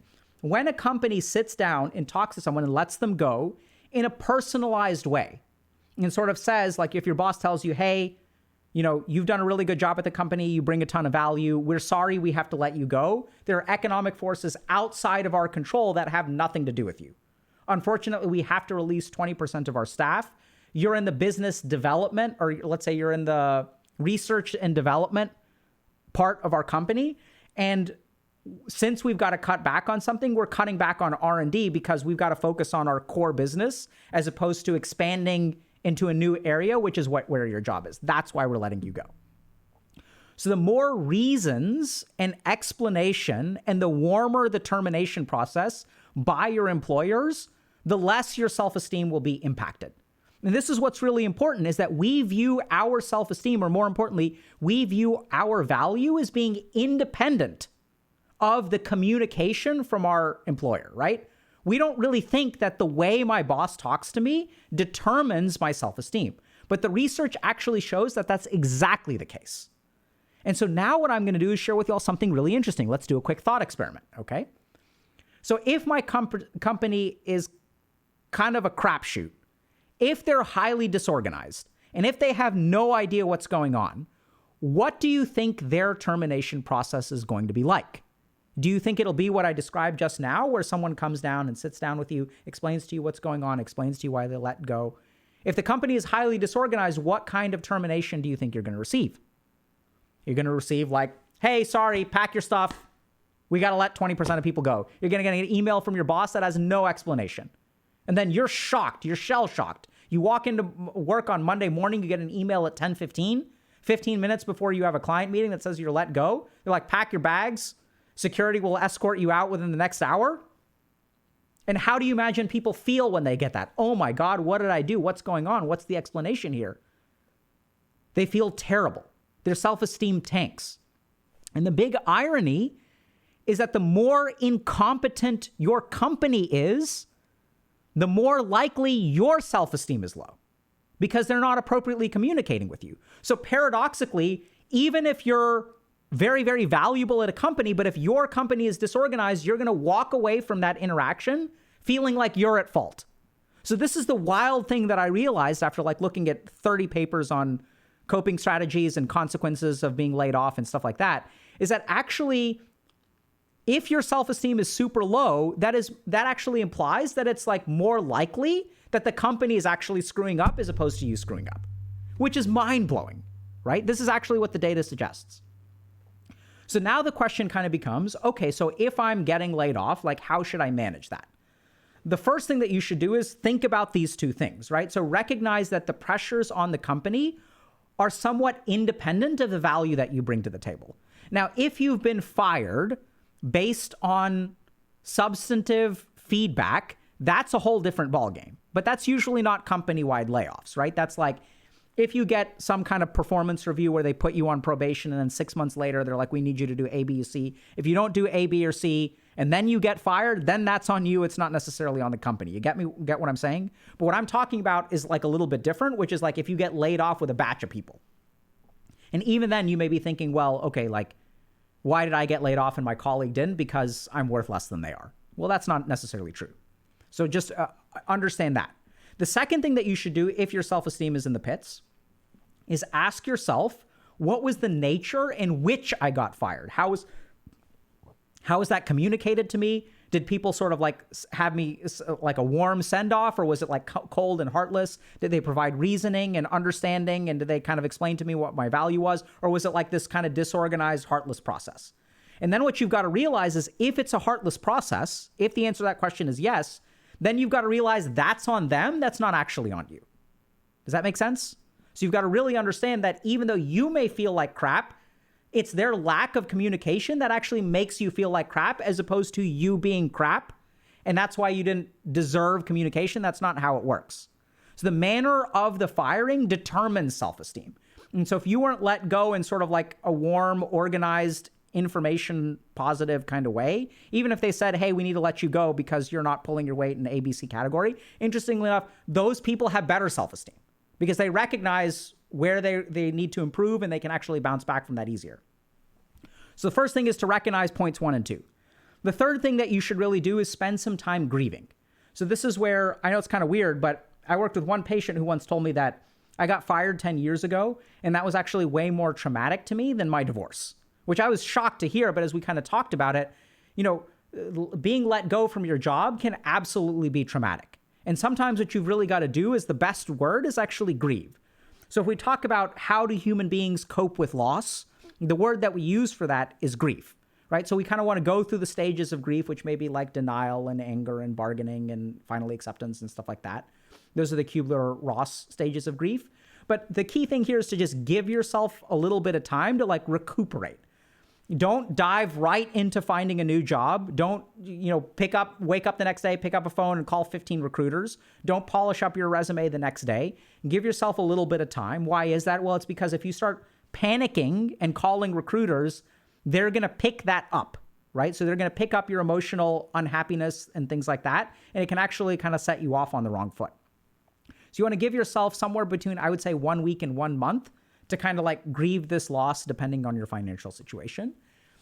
And then the next thing that you probably want to do is talk to someone. So this is where we want you to be in a sound emotional state whenever you reapproach the job. And so some of that is just going to be some amount of emotional decompression. So you can talk to a family member, you can talk to a colleague, you can seek professional help, you can talk to a coach. They're actually really good at helping with this kind of stuff. So there's a lot of like Harvard Business Review and publications like that will frequently talk about how to cope with layoffs. And I've noticed that the most common authors for those kinds of articles are actually coaches. So you spend some time just sort of decompressing your emotions so that you can sort of get a clear head. And then the last thing that you should do is dive back in, right? So at the end of the day, recognize that if we sort of list the first couple of things, that part of the reason that you were let go were forces outside of your control, that that the blow to your self-esteem may not actually determine your value, that there's a difference between the way that you feel about yourself and what your actual value is, and the way that you feel about yourself depends on the manner in which you were fired. So then once you kind of recognize that, start to really think about, okay, what is the value that I bring to the table? What were the things that I could have done better? What were the things that I'm actually really proud of at work, right? So what were the things that I really did well?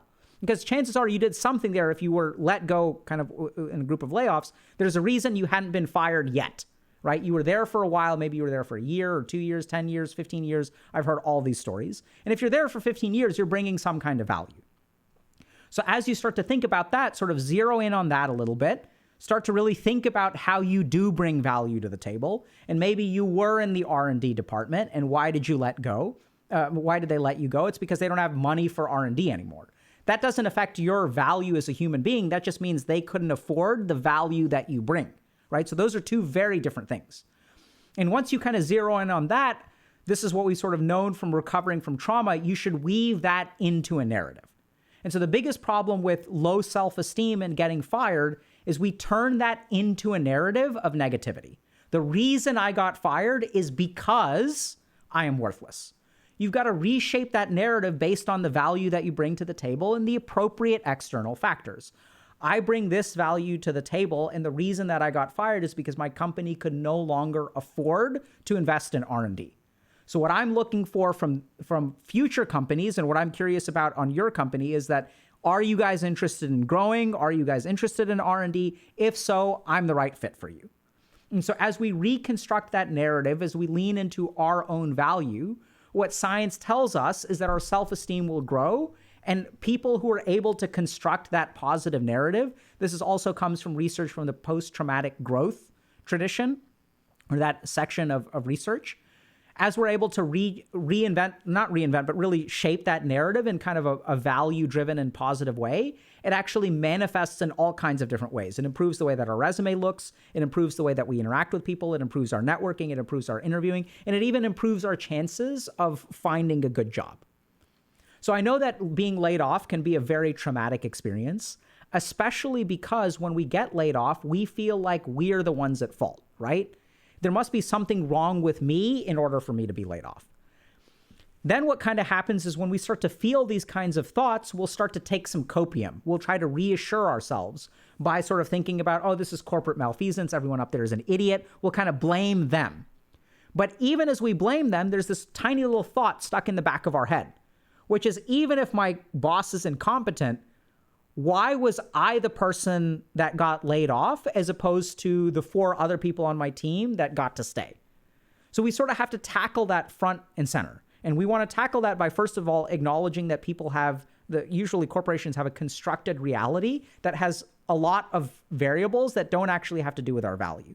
The second thing that we know from a lot of research on layoffs is the manner in which you were laid off directly impacts your perception of your value.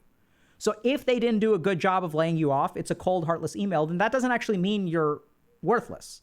That just means they're more disorganized. And this is what's really tragic about this, is the more disorganized the company is, the worse the self-esteem is of the employees.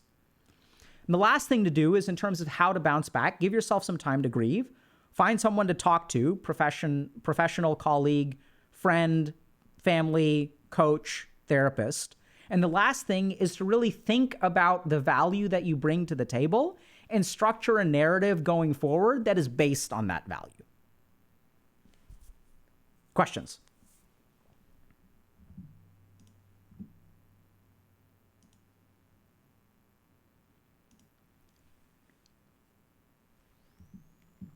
Okay, so someone's asking, what about being replaced by new technology?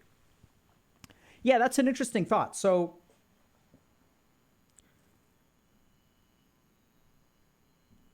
I know this is going to sound kind of weird, but if you do a job that technology can do for you, then I think it's time to find a different career. Or you have to really think about whether technology can truly do the job that you are being paid to do. So there are, for example, startups that are trying to create a AI therapist. And there's some data, for example, that online CBT is as effective. So you can go through a cognitive behavioral therapy module without a therapist and just go through the module and you can get some clinical benefit from online CBT, which is just as good as a therapist, by the way, according to some studies, like pilot studies. So then you may say to yourself, okay, well, like if an online program can therapize me as much as a therapist can, why do we need therapists? And that's where we have to remember that like an online program in one study may be able to duplicate some of the results of a therapist, but there are a lot of things that therapists can do that the online program may not be able to do. So if you're being replaced by AI, you've got to really think a little bit about, okay, what is the part of my job that is replaceable by AI? And what is the part of my job that is not replaceable by AI? If all of it is replaceable by AI, then you should find a different field. But chances are when people implement AI-oriented solutions, they're taking for granted a lot of the human element of like what an actual human brings to the table. And so the more that you lean into that human element of what you can provide, paradoxically, your value can actually go up. Okay? Because you're leaning into the thing that only a human can do. And the things that only a human can do that an AI can't do are going to be worth more than what the AI can do. Because what the AI can do, you don't need to pay a person for. So I've seen this shockingly where when people start to get replaced by AI, as they pivot towards what the thing that the human can do, they actually can command a higher salary or compensation for doing that piece. So a good example of this is in medicine. It's not really AI, but so in medicine, for example, there's an emerging level of practitioners that are called mid-levels, which many of them take issue with. So these are people like physician assistants or nurse practitioners. And so a lot of physicians feel threatened by nurse practitioners and PAs because they're like taking a part of our job. And what I've actually found, having worked with a lot of mid-levels, is that they are valuable members of the team, but the part that they can do is not the part that I should be doing as a doctor. The part that I should be doing as a doctor are the things that are actually like the more challenging or difficult cases. So paradoxically, what we're seeing is that a lot of doctors will be very territorial about it, whereas a lot of people will realize, okay, like general prescriptions that for stable patients can absolutely be seen by a PA or NP. It's the complicated cases that the larger amount of clinical training and when the algorithms start to break down and stuff like that, that is really the work that physicians will usually need to do. And so like, as you pivot in that direction, I think that actually things can work out fine, because whereas before you were seeing everything, now you're seeing a portion of stuff that's a little bit more clinically challenging. And a nurse practitioner could be seeing some of the more run-of-the-mill stuff. And the doctors who've been able to really pivot and utilize mid-levels in that way, I think are actually doing better.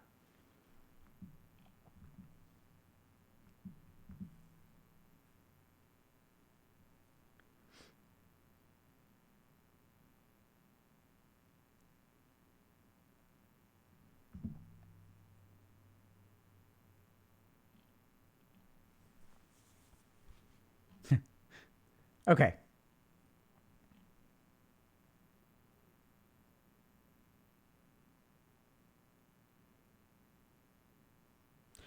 So Bordoga is saying, I would really appreciate, we're going to start to try to add bibliographies to a lot of our stuff. So we're working on that.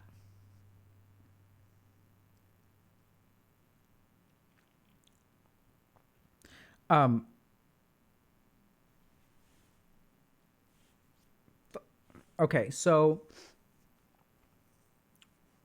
what do you do if you're constantly asking yourself, hold on, so what if my IQ isn't enough? You're constantly worrying about your IQ.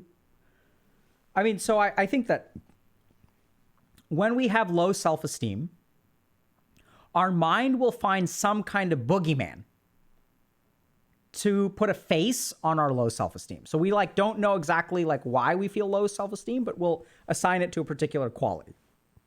So for some people, this is IQ. For some people, this is their nose. For some people, it's their chin. For some people, it's their weight or their hair or how bald they are or not bald they are. For some people, it's, the size of their breasts or their butt or whatever.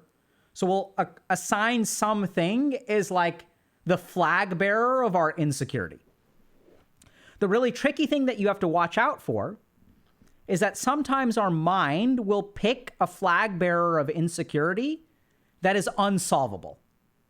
And so what we tend to see with people who have low self-esteem is they'll pick something that's not fixable. So we don't know that you can improve your IQ. And so the insecurity loves it because this means that I can always have a reason to feel insecure.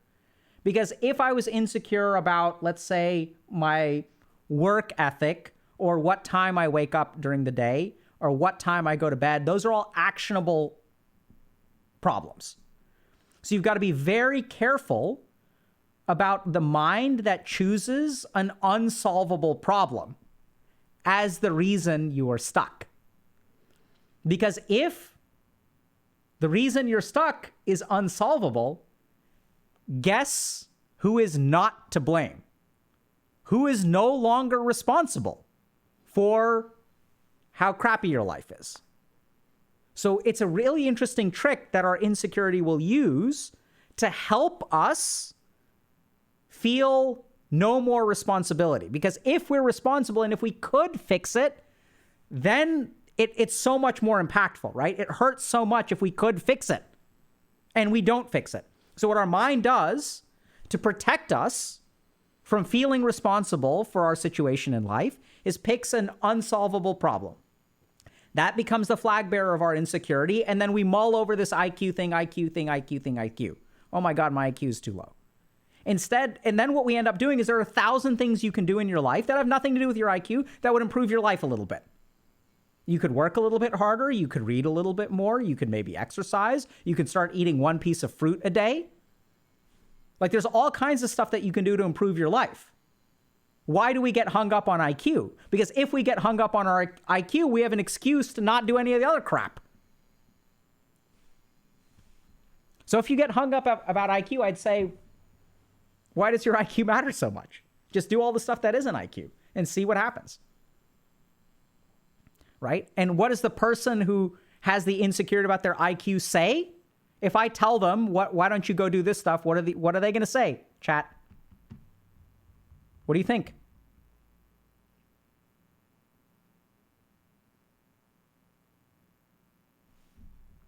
What do y'all think? What does the person with concerns about IQ say? Ah, very good. Right? They'll find something else. It doesn't matter. They'll rationalize into not doing it, but I can't. But is what they say. But what about this? It won't work. What's the point? Exactly. Exactly. And now we see the crux of the problem, which is not the IQ. It's that you're refusing to do all the other stuff that you can control. And then you've got a boogeyman. You've got a convenient fall guy. A convenient scapegoat for all of your problems.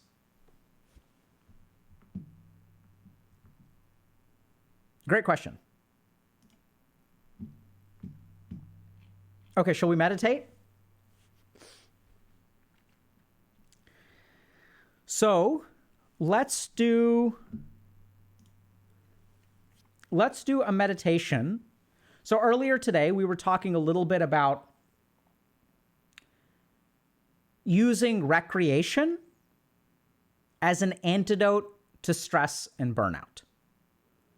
And the challenge with using recreation as an antidote to stress and burnout is that it presumes that the stress will continue at its current rate, right? So I stress myself out, create some amount of burnout, and then I have to use recreation to lower it back down.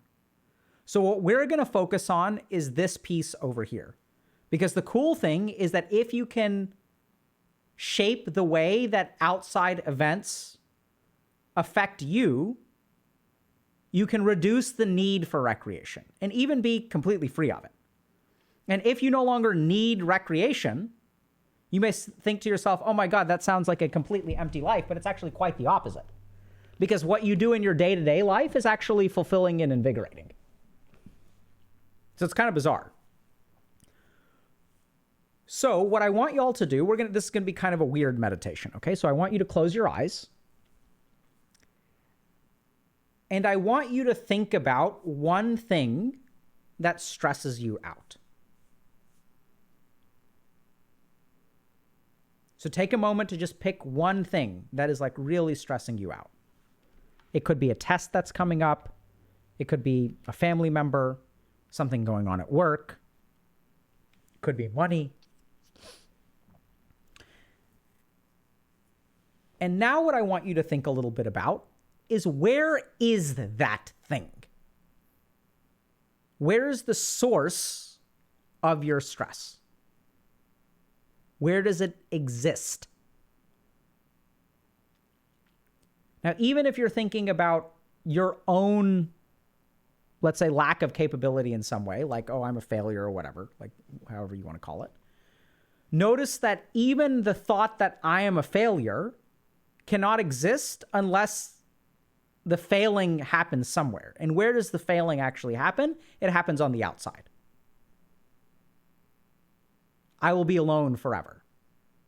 Well, where does that loneliness exist? You may think it exists within you, but if you really tunnel down, even I will be alone forever means that there are other people who are able to engage in relationships, and that you won't be able to get someone to engage in a relationship with you. So what I want y'all to notice is that the origin of the stress is actually on the outside. And I want you to close your eyes and feel your form for a moment. Feel how straight your back is, how straight your neck is. Keep it nice and straight. Adopt a meditative posture.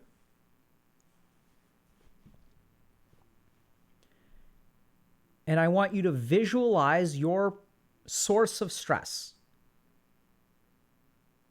as an external thing, because that's truly where it is.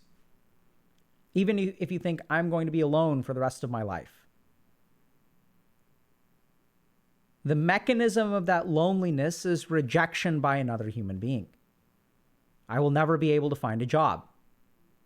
That mechanism is rejection of jobs from the world. Right? You think it's you, but it's not really you. It's coming from the outside.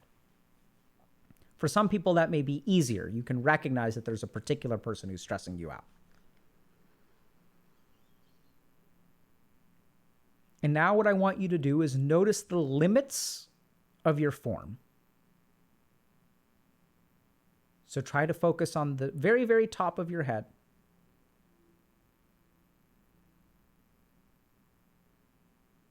The outwardmost part of your body. So I'm sitting cross-legged. So I'm thinking about my knees as they extend away from my spine. The back of my body. How outward my shoulders are, my elbows. And so notice that your form encompasses some space and that it has an edge. All around you are the bounds of your physical being.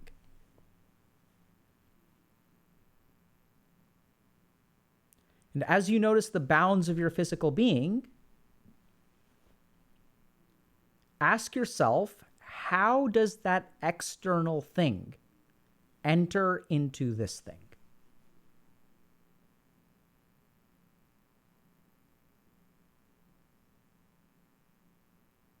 What is the process by which a coworker, a family member, a hypothetical person who you've never even met rejecting you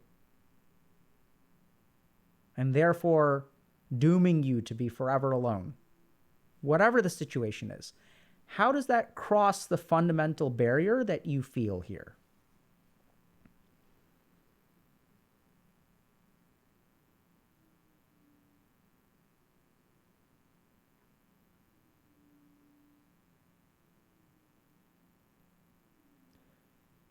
So what I want you to notice is that it has to cross at some point.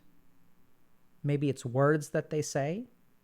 And now you have to be very precise. This is what makes this technique hard. Is as they cross the barrier into your being, you create particular thoughts or associations with it. The implications of them arise within you. It's a very subtle thing and hard to find because we take it for granted. But if you're concerned about being alone, notice that the people that will keep you alone may not even exist, or perhaps have existed in the past. One person broke up with you. And somehow, as that information crosses the barrier of self, you take that one data point and you turn it into a truth. My boss dislikes me at work. My boss expects a lot of me at work. That enters you in some way. And then you create implications to it. This is very hard because we do it so quickly that we don't even realize we're the ones making it.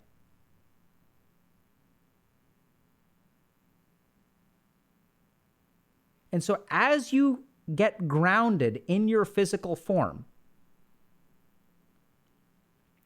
notice that that stuff is on the outside and this stuff is on the inside. And the stuff in the inside, you get to control. You can alter it. At the beginning, you may not be able to. At the beginning, just watch what your mind does with one statement. Watch what your mind does as you message someone on a dating app and they don't respond within an hour. See how your mind takes that one lack of response and turns it into all kinds of things.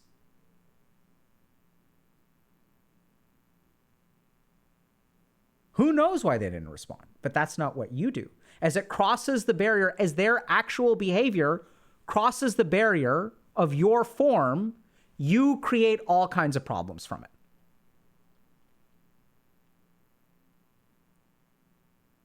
And so now we begin to see, open your eyes, come back. And now we begin to see why discontent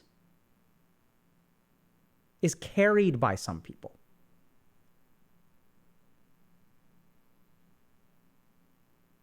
Right? We'll see this, that once you lose faith in humanity or in the dating scene, you can go on 1,000 dates, you will come to the same conclusion.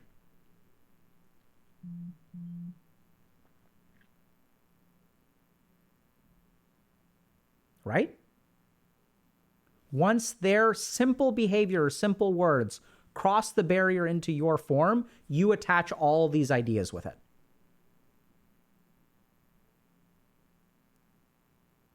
And so if you struggle with this, don't worry about changing it right away. Pay attention to the barrier of yourself. Pay attention to what actually entered and what did you attach to it. Because most of what we do, we're the ones who attach it. We're the ones who attach the significance.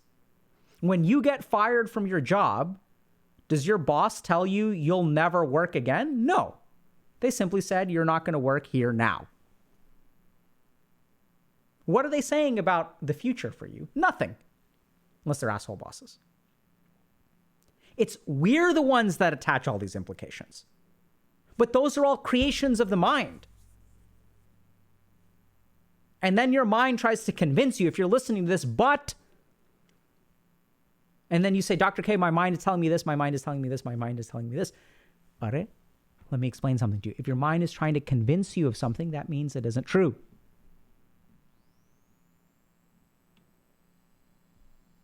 There's no need to convince if it's true. So pay attention to the border between you and other people. Pay attention to what actually enters and what actually the world is sending you.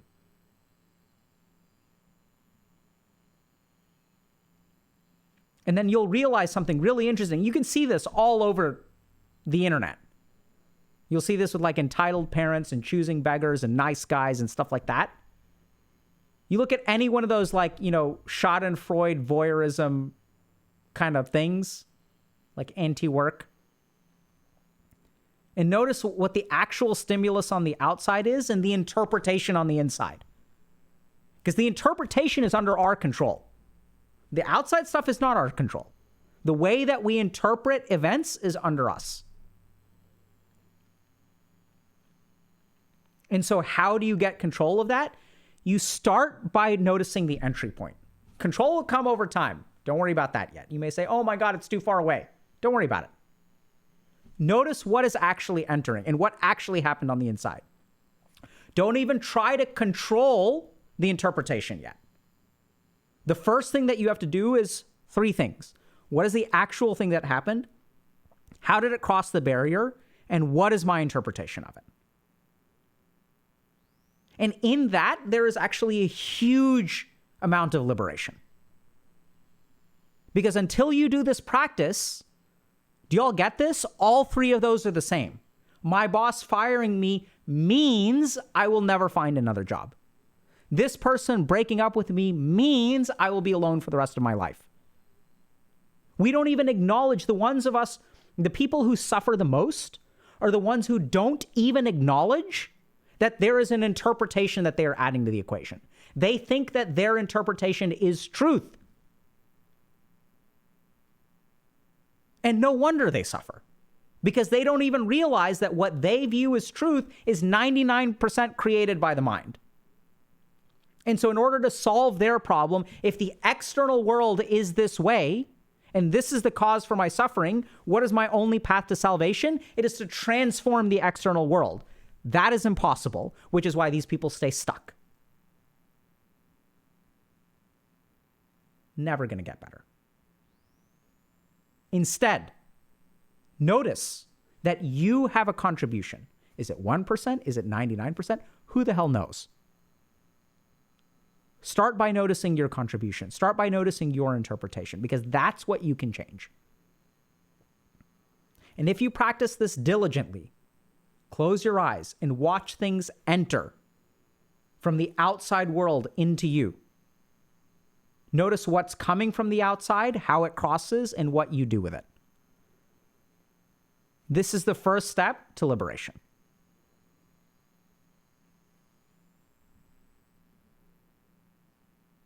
So, Morgan Tan is saying, I feel attacked. What a great example. Am I attacking you? What am I actually saying? And where does the feeling of attacked come from? Y'all get that? It's beautiful. I'm not attacking anybody. Right? Do you see, what am I actually trying to do? I'm trying to teach and help. And I'm not saying, I think this person realizes, right? They're aware and they're saying, I'm feeling attacked. But when help becomes an attack, holy crap, imagine what your world is like. Do y'all see that? And you may have known people like this, who it's like, hey, I'm just living my life, right? I once had a patient who visited her family after a year because her sister was getting married. And things got kind of weird. They hadn't seen, she was on the West Coast, went back to the East Coast. His sister was getting married. Some weird passive-aggressive crap started happening. right? So then like some weird stuff happens. There was like the rehearsal dinner, and my patient shows up 2 hours late for the rehearsal dinner. Shows up at 7 p.m. Rehearsal dinner was at 5.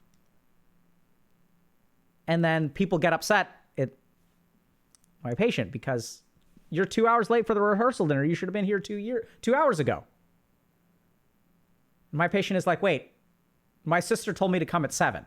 I'm confused. Like, what's going on? So finally it comes to a head the night before the wedding. Sister says, how dare you? My patient's like, what the fuck? What do you mean, how dare me? What did I do? You're trying to make me look bad by losing so much weight before my special day. I can't believe you would do this to me.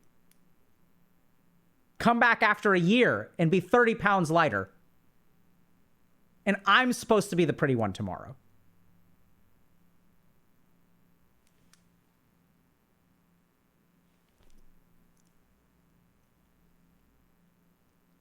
If we are not careful, we will all end up like this.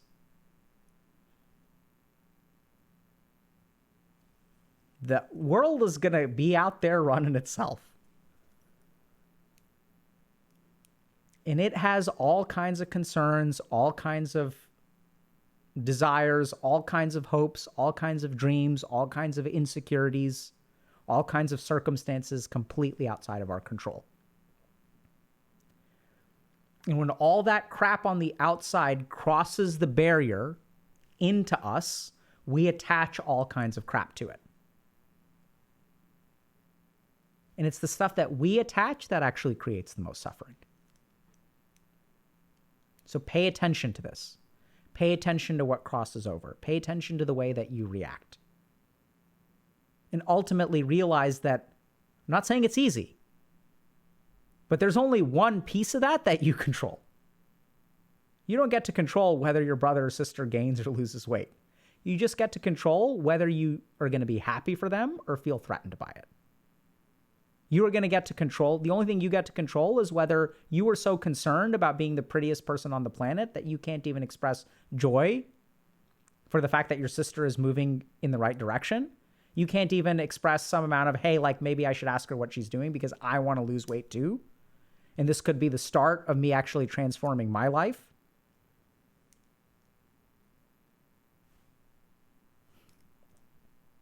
Or you can perceive it as a personal attack. So start by noticing what your mind does. Start by paying attention to that crossing of the boundary. And who knows what it'll do for you. Because, hey, I'm saying it'll do something for you, but I don't control what happens on the inside. What it does for you is up to you.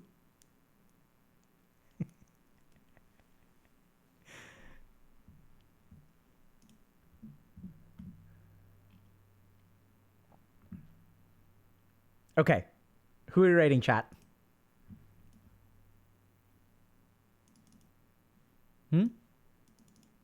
Chat lords?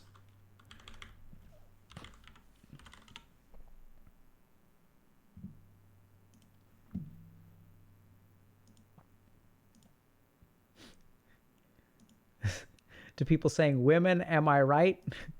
This is what I'd say in response to that. If you guys think this is gendered, all you need to do is go to a bar where two dudes are getting into a fight over nothing important. Y'all get that? Sometimes dudes will just like be looking to fight and will pick the stupidest thing.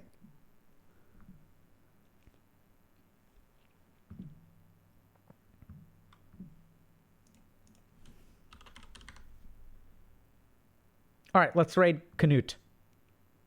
Let's get some physical stuff going.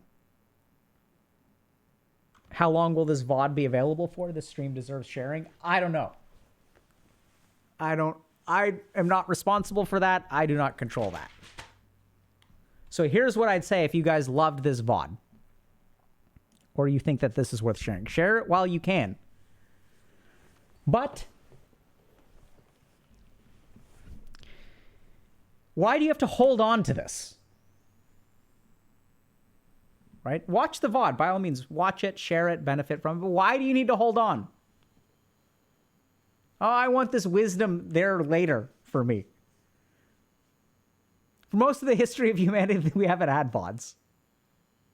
And we've been doing fine. Don't hold on to this. If you want to share it, by all means, go ahead. But you don't need this later.